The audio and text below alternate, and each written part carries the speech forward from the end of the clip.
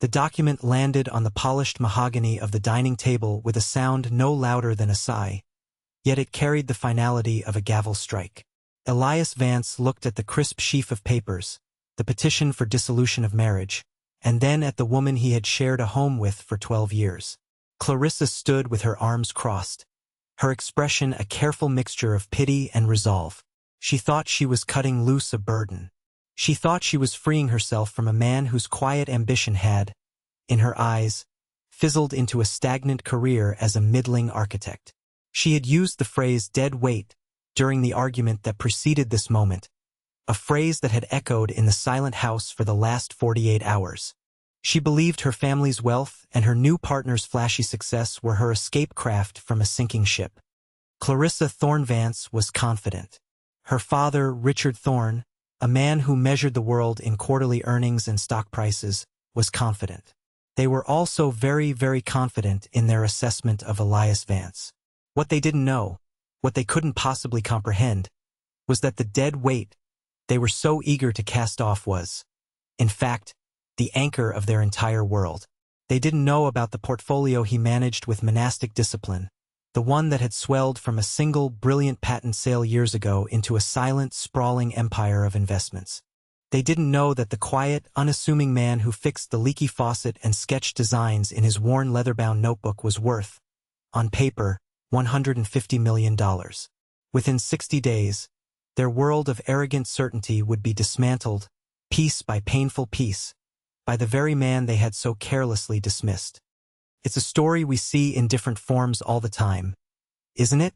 The quiet ones being overlooked, the value that isn't loud being ignored. It makes you wonder what hidden strengths the people around you have. Have you ever felt underestimated? Let me know in the comments where you're watching from. I love to see how far these stories travel. If you enjoy seeing arrogance meet its match, be sure to like this video and subscribe for more tales of justice and vindication. Now let's watch how this unfolds. The silence that followed Clarissa's definitive act stretched, thin and fragile. Elias didn't rage. He didn't plead. He simply picked up the papers, his long architect's fingers tracing the embossed seal of the county court. His calmness seemed to unsettle Clarissa more than any outburst would have. It was a stillness she had always mistaken for passivity, for a lack of passion. Now it felt alien, unreadable. "Is this because of Julian?" he asked, his voice even. He already knew the answer. Julian Croft was a real estate developer with a dazzling smile, a leased European sports car, and a vocabulary comprised almost entirely of buzzwords like synergy and disruption. He was everything Elias was not: loud, ostentatious, and obsessed with the performance of success. Clarissa's chin lifted. "This is because of us, Eli. There is no us anymore. I've been carrying us for years. My career, my family's support, while you've been content. I want more than content. I want a partner who is my equal. An equal." The word hung in the air, thick with a decade of unspoken condescension. Elias thought of the family dinners, the holiday gatherings, the charity galas. He was the quiet appendage to the glittering Thorne family, the man in the well-tailored but unremarkable suit who stood by Clarissa's side. Her father, Richard, made a sport of it, his casual questions designed as verbal traps. "Still tinkering with those little blueprints, son?" he'd ask, a dismissive wave of his hand encompassing Elias's entire profession. "Ever think about getting into a real business? Something with leverage." Leverage. Richard Thorne was a man who understood leverage. He used it to crush competitors, to intimidate partners, to mold the world to his liking. He believed he held all the leverage here, with his army of lawyers and his daughter's prenuptial agreement, an ironclad document designed to protect the Thorne family fortune from a man they'd always considered a potential liability. Elias had signed it without a fuss 12 years ago, an act they had interpreted as the grateful acquiescence of a man marrying far above his station. It was, in fact, an act of supreme indifference. He had never wanted a penny of their money.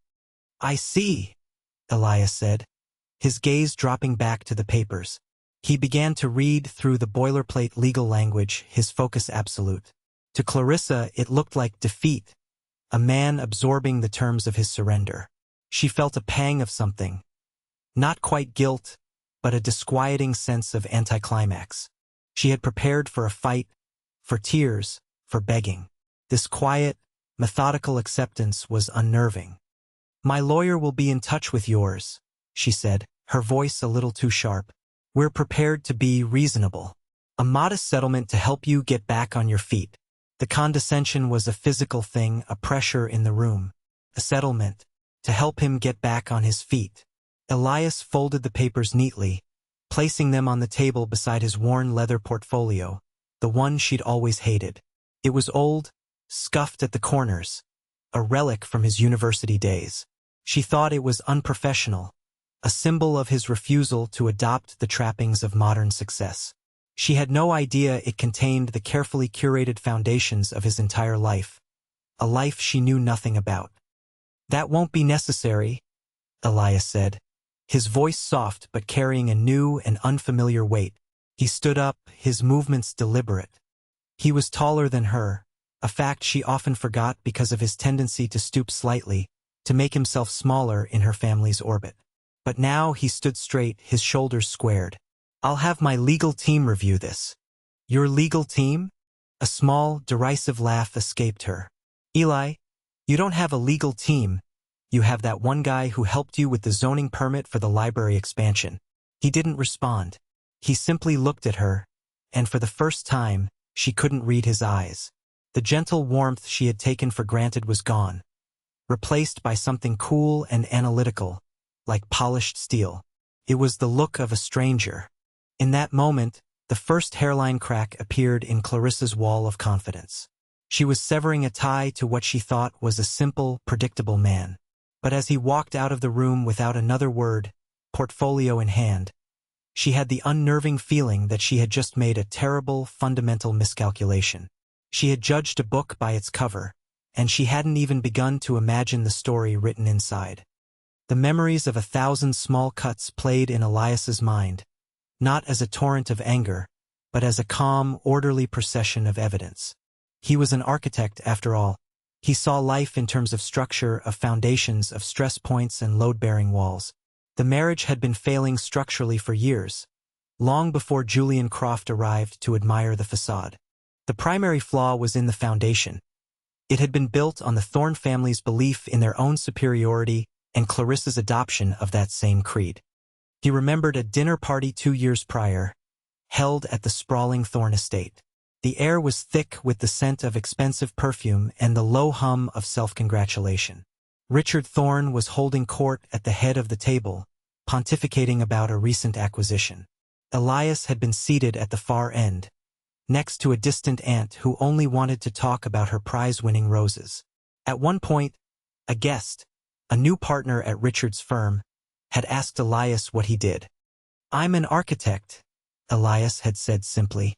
Before he could elaborate, Richard's booming voice cut across the table. "Elias designs beautiful things that, unfortunately, don't have stock options. He's the artistic soul of the family. Every empire needs a court poet, right?" The table chuckled politely.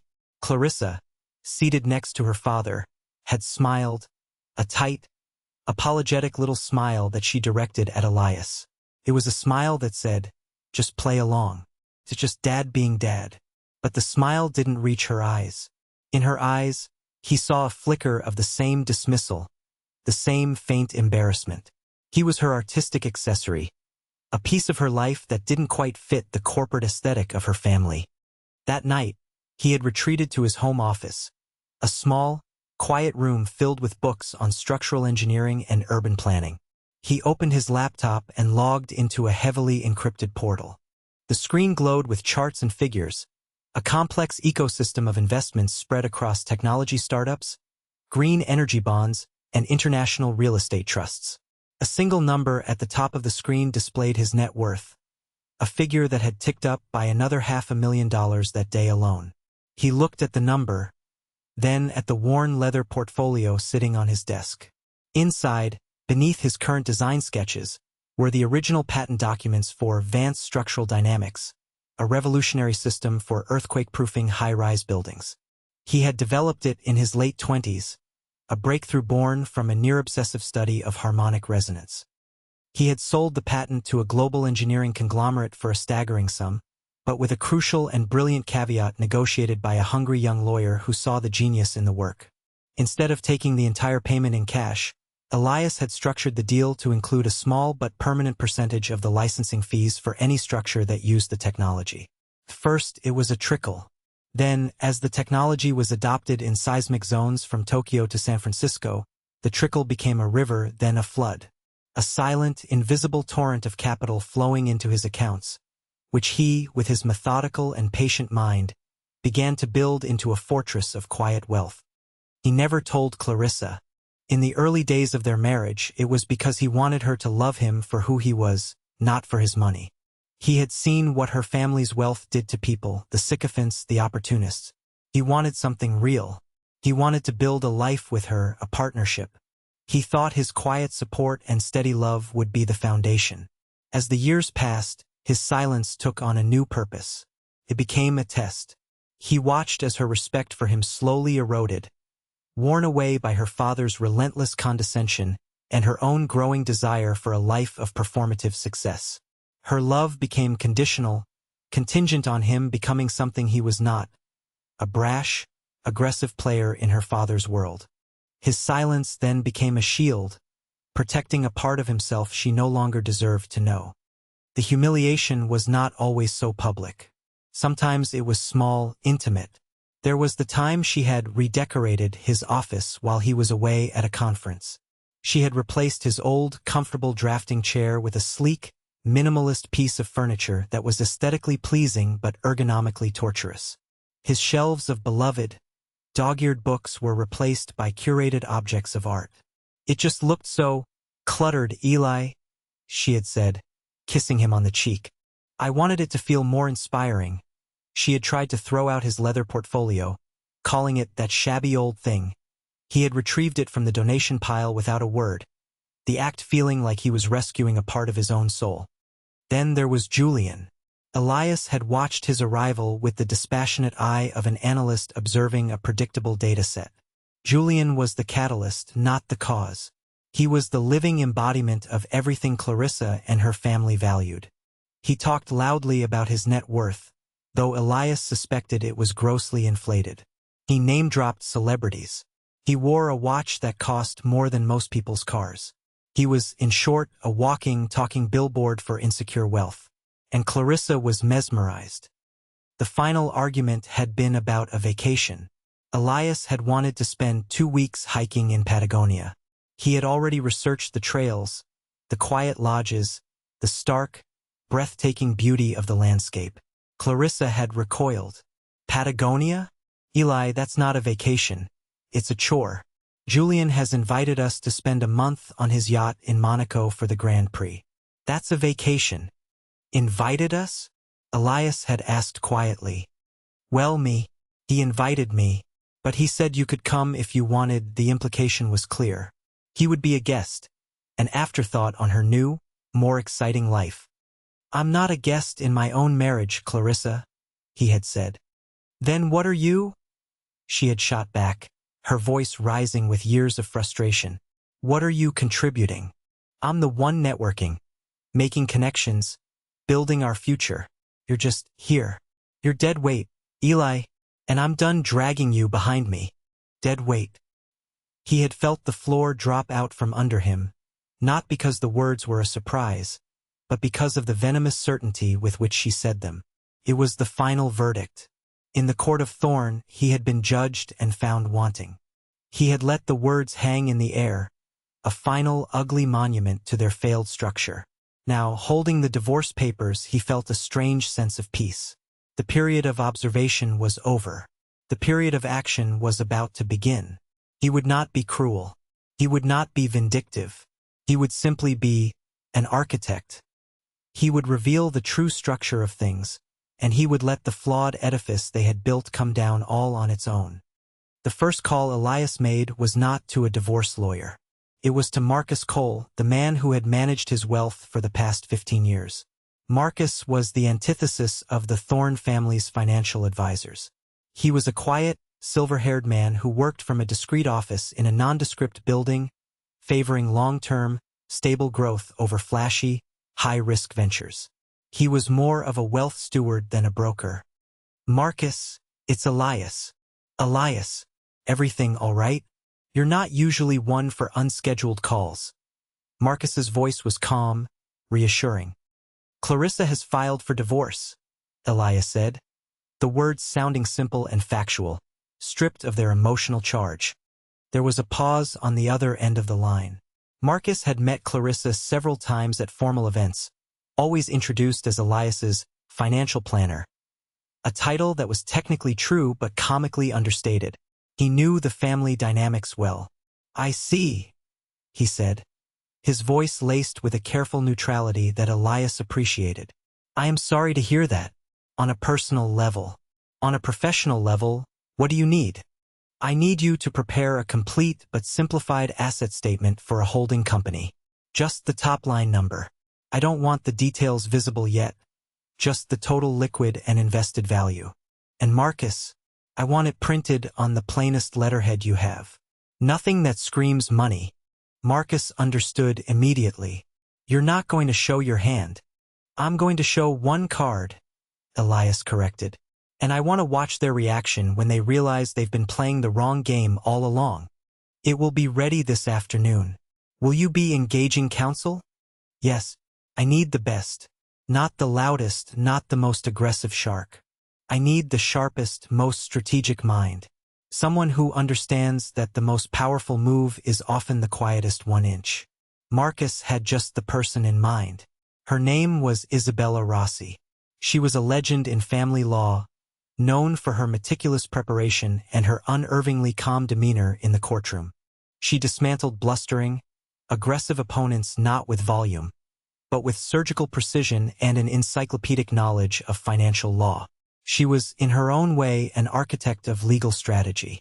The first meeting with Clarissa's legal team was a perfect tableau of Thorne family arrogance.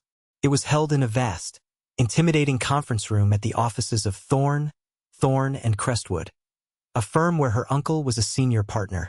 Richard Thorne was present, sitting beside his daughter, exuding an aura of absolute control. He wasn't officially on her legal team, but his presence was a clear message. This was a family matter, and the family intended to win. Clarissa's lawyer, a man named Garrett Finch, was exactly the kind of man Richard respected. He was loud, wore a suit that screamed its price tag, and spoke in declarative, aggressive sentences. Elias sat opposite them with Isabella Rossi, who seemed, by comparison, almost serene. She was a small, impeccably dressed woman in her 50s, her gray hair tied back in a severe bun. She had said very little, simply arranging a single, slim file on the table in front of her. Let's cut to the chase, Finch began, leaning forward on his elbows. My client is a generous woman. She wants this to be quick and clean.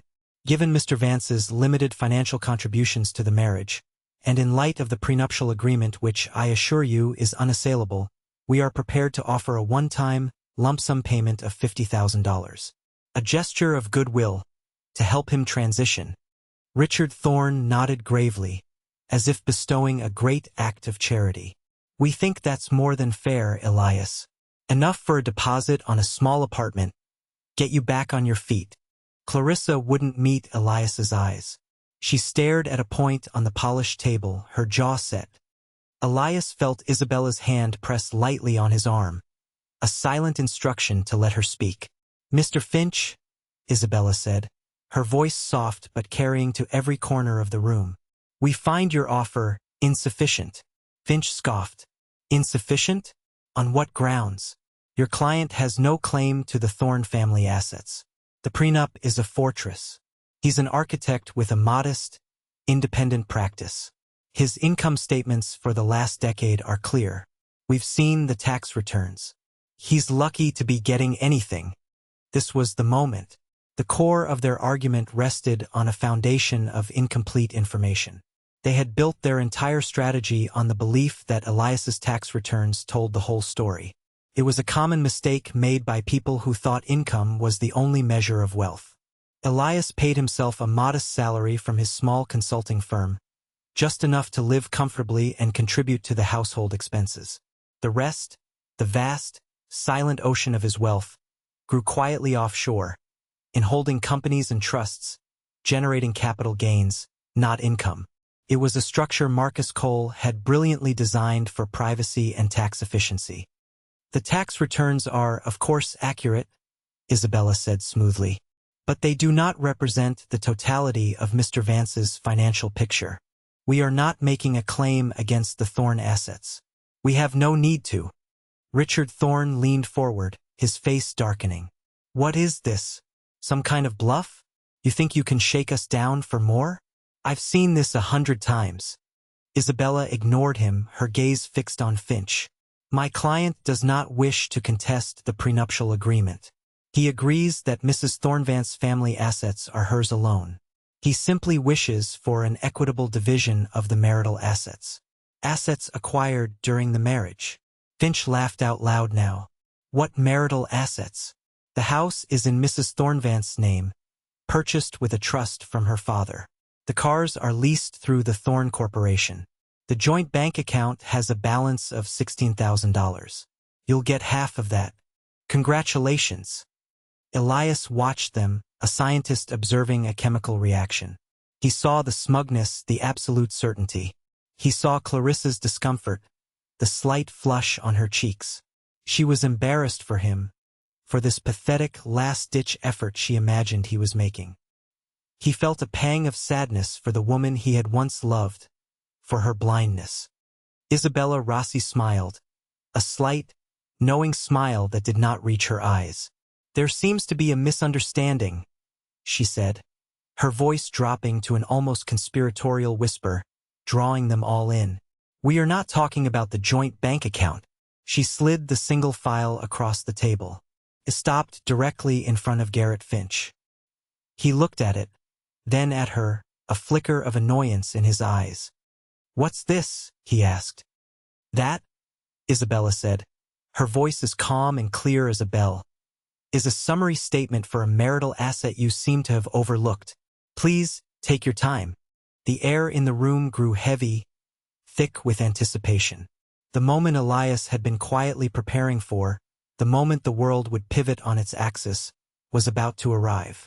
He felt no triumph, only a profound sense of melancholy. This was not a victory. It was a demolition. The final meeting was set for a week later, in the same imposing conference room. The atmosphere, however, had shifted.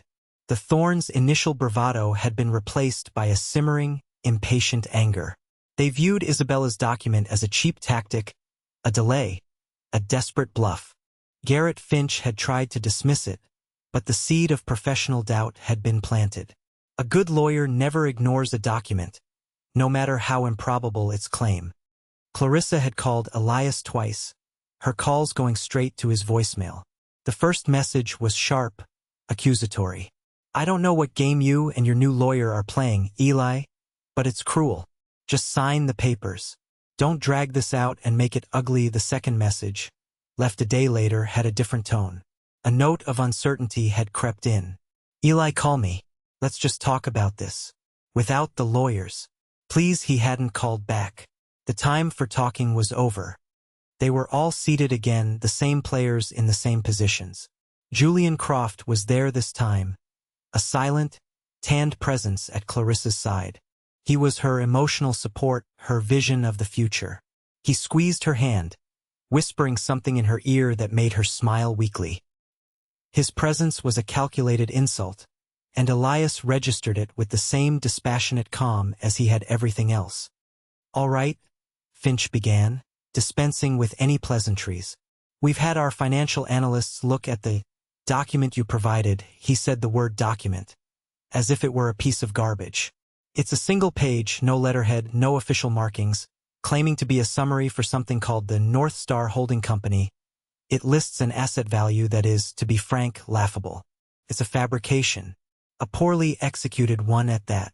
Richard Thorne grunted in agreement. This is a waste of our time. Sign the offer we made, Elias, and walk away with some dignity.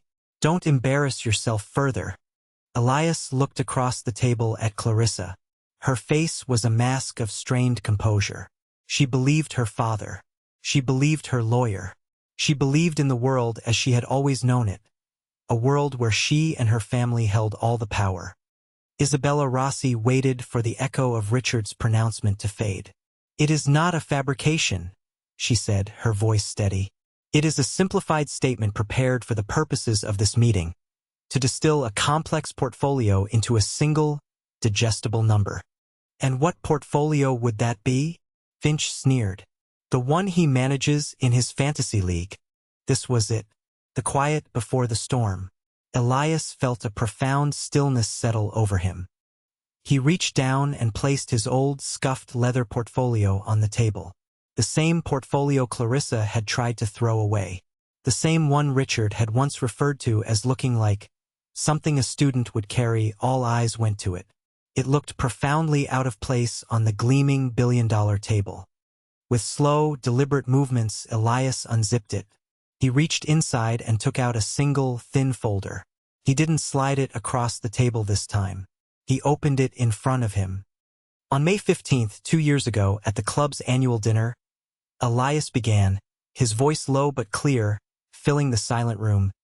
"You asked me, Richard, if I was ever going to get into a real business. You said my work was a quaint hobby." Richard's face tightened. "I don't recall." "I do," Elias said. "On Christmas Eve, last year, Clarissa, you laughed when I told your cousin I believed in long-term, patient investments. You said, 'Eli's idea of a stock is buying a new book.' You told him I didn't have the stomach for the real world of finance." Clarissa paled, her eyes wide. Julian Croft shifted uncomfortably beside her. "You have all, for 12 years, operated under a set of assumptions about me," Elias continued, his gaze sweeping over them. "Assumptions about my ambition, my capabilities, and my worth. You made these assumptions because I am not loud, because I do not measure my life in public acquisitions and flashy displays of wealth. You have mistaken quietness for weakness. You have mistaken patience for passivity." He paused, letting the weight of his words settle. The room was utterly still. Even the traffic noise from the street below seemed to have faded away. "You are correct about one thing, Mr. Finch," Elias said, looking at the lawyer. "The document my counsel provided you was unofficial. It was a courtesy. Today, I've brought the official documentation." He turned the folder around and pushed it gently to the center of the table. Inside were not complex financial charts, but a simple, 2-page summary, this time on the official letterhead of a discreet but incredibly prestigious private wealth management firm. Cole and Associates. At the bottom of the second page was a single, highlighted number under the heading, "Total Assets Under Management for North Star Holding Corporation." Garrett Finch reached for it first, his professional curiosity overriding his skepticism. He picked it up. His eyes scanned the first page, then the second.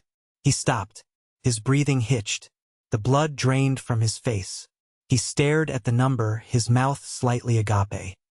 He looked up at Elias, his expression one of pure, unadulterated shock. "What is it?" Richard demanded, his voice tight with irritation. Finch couldn't speak. He simply slid the document across the table to Richard. The older man snatched it up. He put on his reading glasses, his brow furrowed in annoyance. He read it. His entire body went rigid.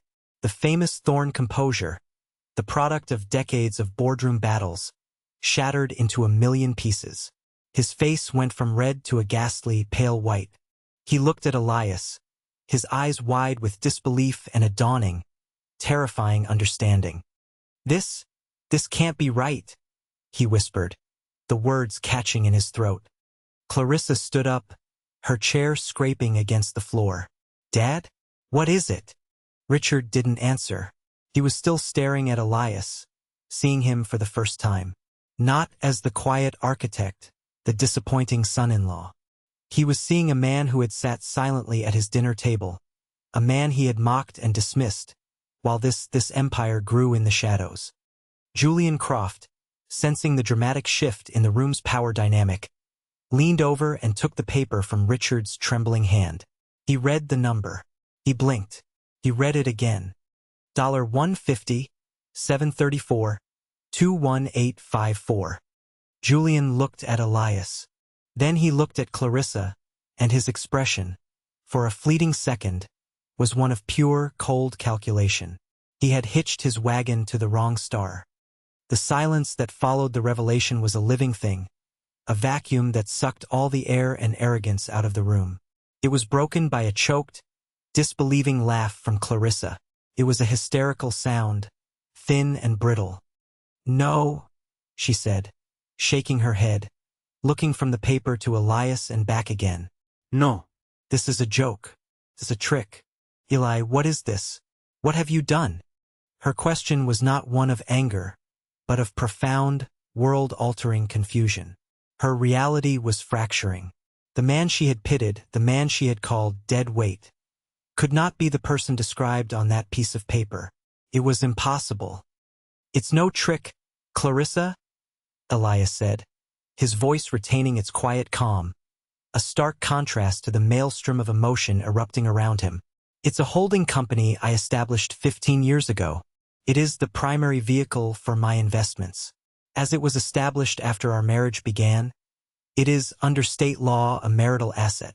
The legal implication of that last sentence landed with the force of a physical blow. Garrett Finch, the high-powered lawyer, finally found his voice, though it was now a reedy, uncertain whisper. "A marital asset of that value, subject to equitable distribution." He trailed off, the numbers doing their brutal work in his head. 50-50. $75 million. His client hadn't just filed for divorce from a struggling architect. She had filed for divorce from a man whose personal fortune dwarfed her own family's. The unassailable prenup was designed to protect Thorne money from Elias. It did nothing to protect Elias's money from Clarissa. It was a catastrophic, one-sided blunder. Richard Thorne slammed his hand on the table. "Fraud. This is fraudulent. Where did this money come from? You've been hiding assets. Illicit activities." He was grasping at straws, his mind refusing to accept the new reality. He was a man whose identity was built on being the wealthiest, most powerful person in any room. In an instant, his son-in-law, the court poet, had eclipsed him. "The assets are all legitimate, Richard," Elias said, his use of the first name a subtle but clear signal that their old dynamic was permanently gone. "The seed money came from the sale of a patent for a structural engineering technology one developed before we were married. Those funds were mine pre-marriage. However, the growth of those funds, the capital gains, the dividends, the new investments made over the past 12 years, that growth occurred during the marriage. Isabella can walk you through the specifics of the law, but I'm sure Mr. Finch is already aware of them." All eyes turned to Finch, who could only give a slight, defeated nod. He had been outmaneuvered so completely, so elegantly, that he was left with nothing to say. He had brought a knife to a battle he hadn't even known was being fought with financial artillery.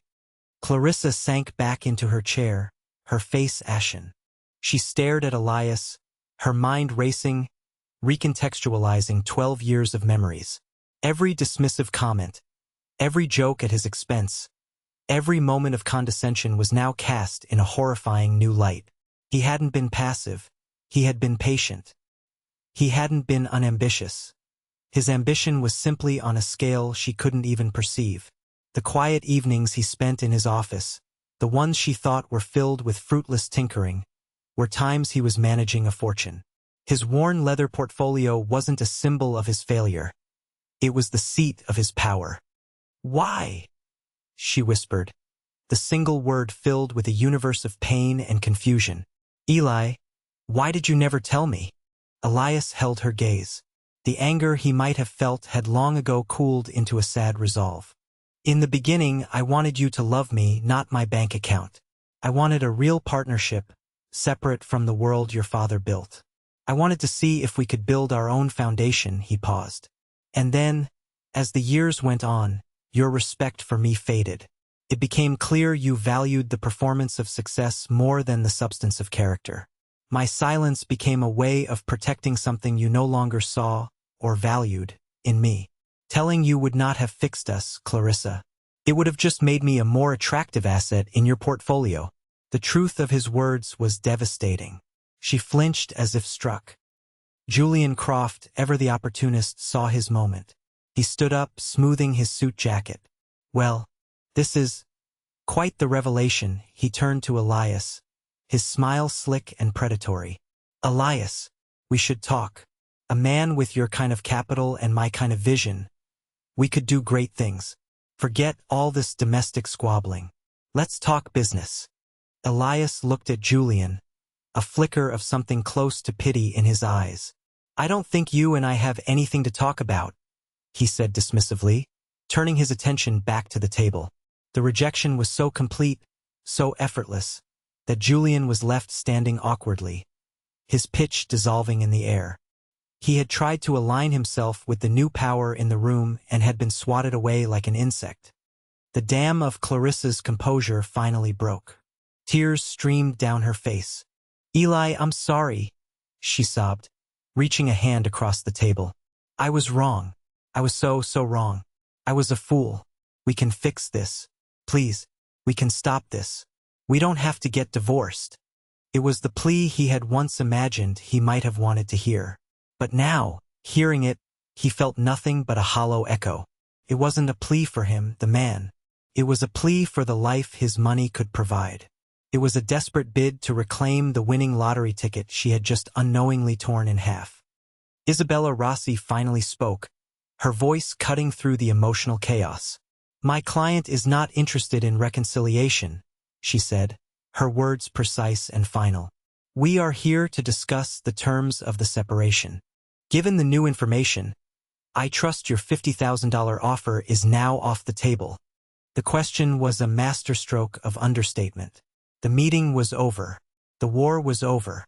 All that was left was to survey the ruins.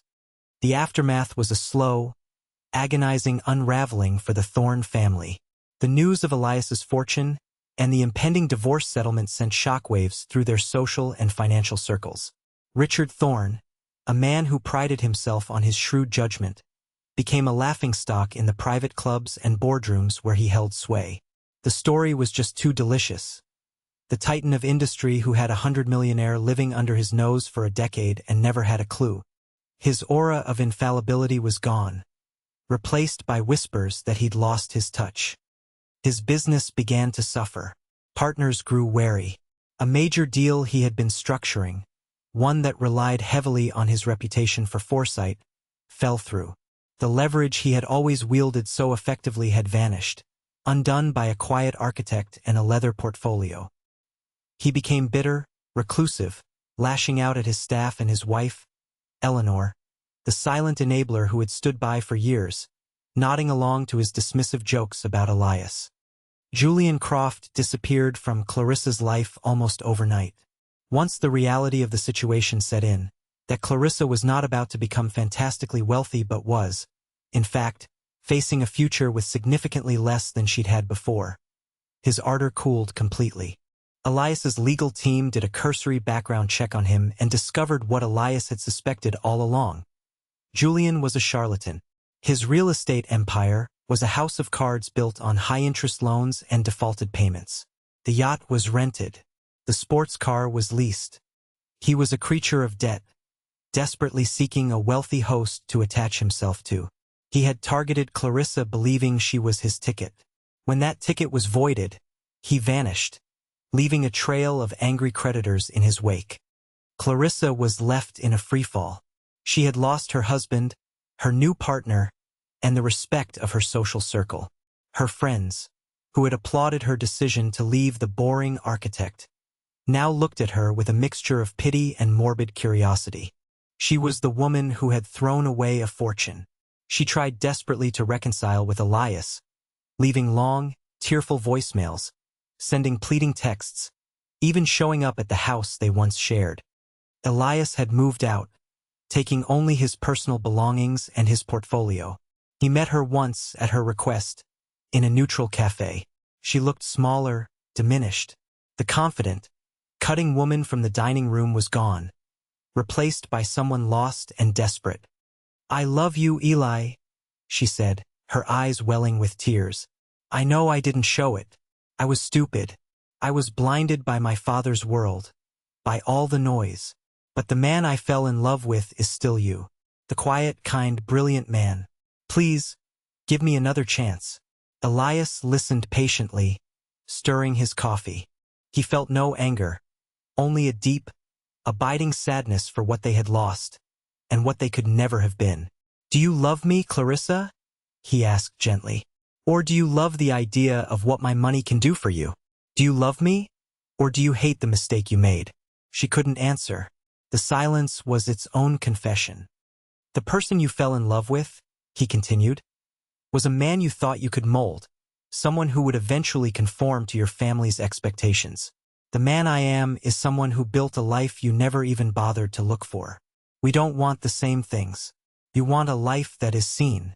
I want a life that is felt. He stood up, placing a few bills on the table. I wish you the best, Clarissa. I truly do. But we are not walking the same path anymore. He walked away, leaving her alone with her coffee and the wreckage of her choices. The only person who seemed to find a path to some kind of grace was Eleanor, Clarissa's mother. A few weeks after the disastrous meeting, she called Elias. Her voice was hesitant, filled with a shame he had never heard from her before. Elias, she began, I am so sorry, for all of it. For every time I stayed silent when Richard was cruel to you. For every time I smiled politely at his jokes. My silence was an endorsement, and I know that now. There is no excuse. It was the first genuine apology he had received from anyone in the family. Your husband is not an easy man, Eleanor, Elias said, his voice kind. No, she replied, and he could hear the years of weariness in that single word. He is not, and I have allowed his world to become my own. I forgot who I was. I just wanted to say, you were always a good man, Elias, and you deserved better from all of us. The call ended, but it stayed with him. It was a reminder that even in the midst of arrogance and greed, a conscience could still flicker to life. The Thorne family's monolithic structure had a crack in it, and it was a crack of regret. The divorce was finalized quietly and efficiently. Elias, true to his word, was not vindictive. He did not want to destroy Clarissa, only to be free of the life she represented. Isabella Rossi structured a settlement that was both fair and unassailable. Clarissa received a share of the marital asset growth, a sum that was, by any normal standard, immense. It was enough to live comfortably for the rest of her life, but it was a mere fraction of Elias's total worth, and crucially, it came with stipulations that firewalled him from any future claims from her or her family. He gave her the house. He had no attachment to it. It was her dream, not his.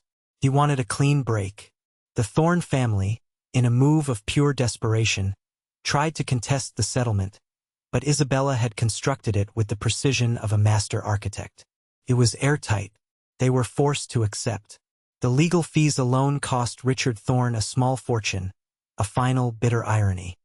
With the legalities settled, Elias felt a profound sense of release. He had spent 12 years making himself smaller, containing his own life to fit within the narrow confines of their expectations. Now he was free. He took a trip not to Monaco or some other playground of the rich, but to Patagonia. He spent a month hiking the rugged trails he had researched, breathing in the clean, cold air, and marveling at the stark, honest beauty of the mountains. He felt like he was recalibrating his soul. He returned not to the bustling city, but to a small coastal town he had always loved. He bought a piece of land overlooking the ocean, a windswept bluff with stunning views, and he began to design his own home. It wasn't a mansion. It was a modest, elegant structure of glass, wood, and stone, designed to blend seamlessly with the landscape. It was a house built on his own terms, a physical manifestation of his own values: strength, harmony, and quiet integrity. His firm, the small consulting practice he had maintained, began to change. He started the Vance Foundation, an architectural charity dedicated to designing and building beautiful, sustainable, and affordable public spaces, libraries, community centers, and parks in underserved communities. He poured his energy and a significant portion of his wealth into it. His work was no longer about profit. It was about purpose. He found a joy in it that had been missing for years, the joy of creating not for acclaim, but for the genuine betterment of others. One day, about a year after the divorce, he received a letter. It was from Eleanor Thorne. She had left Richard. She wrote that his bitterness after the divorce had become unbearable, a poison that infected every corner of their lives. She had finally realized that she had a choice. She was living in a small apartment in the city, taking art classes, something she had wanted to do for 30 years. She didn't ask for anything. She just wanted to thank him. "You showed me that there's another way to be strong," she wrote. "The quiet way." Elias saved the letter. It was a testament to the fact that change was possible, that even after years of living under the shadow of a destructive force, people could choose to step into the light. As for Clarissa, he heard about her from time to time through mutual acquaintances. She had tried to invest her settlement money, advised by her father, in a series of aggressive, high-risk ventures designed to quickly recoup their family's lost status. Most of them failed. She was living a comfortable life, but a haunted one, forever defined by the monumental miscalculation she had made. She had traded a mountain of gold for a handful of glittering dust, and she would spend the rest of her life looking back, wondering what could have been. Elias felt no satisfaction in this, only a quiet confirmation that he had made the right choice. Their paths were irrevocably, fundamentally different. He stood now on the deck of his new home, the plans for a new children's library spread out on a simple wooden table before him. The worn leather portfolio sat beside them, its scuffs and creases like lines on a beloved face. It was not a symbol of wealth or power, but a reminder of who he was, a builder. He had built a fortune in silence, and now he was using it to build a better world, piece by piece. The ocean breeze was cool on his face, and for the first time in a very long time, he felt perfectly, completely at home. He had proven that true worth isn't something you announce, but something you build, quietly, patiently, and with integrity. And that is a foundation that can never be shaken. The story of Elias Vance is a powerful reminder that the world often mistakes quietness for a lack of strength. True value, real substance, doesn't need to be loud. It's the deep, steady currents that have the most power, not the noisy, crashing waves on the surface. Elias's victory wasn't in the money he had, but in the character he refused to lose. He never stooped to his antagonist's level. He didn't seek revenge, only resolution. He maintained his dignity, and, in the end, that was his greatest asset. He built a new life not on the ruins of his old one, but on the solid foundation of his own integrity. What do you think is the most important lesson from this story? Is it about the dangers of judging others, the nature of true wealth, or the quiet strength of integrity? I'd be fascinated to read your thoughts in the comments below. It's through sharing these stories and the lessons they contain that we can all learn and grow a little. Thank you so much for joining me on this journey. If you found this story of vindication as satisfying as I did, please give it a like and consider subscribing to the channel for more stories that champion the underestimated and celebrate the ultimate triumph of character. Until next time, remember to look past the surface, for that is where true worth is found.